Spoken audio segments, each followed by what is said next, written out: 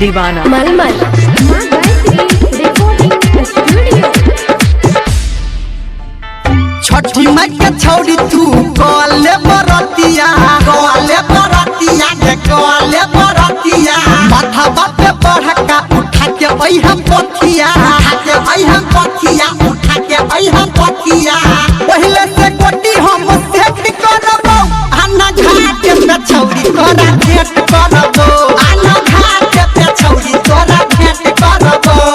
Hello hello गे फुलमतिया बुझलही hello आना घाट पे तोरा से भेंट करबो आना घाट पे तोरा से भेंट करबो। डीजे हरिओम बसंतपुर कदम चौक मलमल रामधन दीवाना अजय दीवाना मलमल नया डिजाइन के पहिर के साड़ी खइला पे चारू मुख दियरी के बारी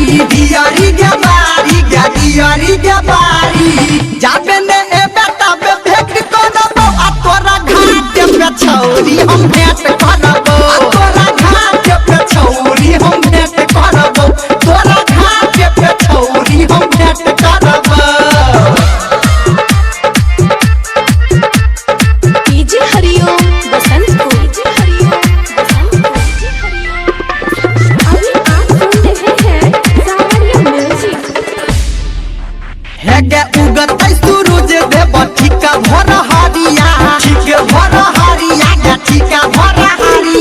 ई है तू अरग ताकी हमरा गोरिया हमारा के ओरिया ताकी हमरा ओरिया कहो धर्मेंद्र कने लेट करबो आना घाट पे छौरी तोरा भेंट करबो।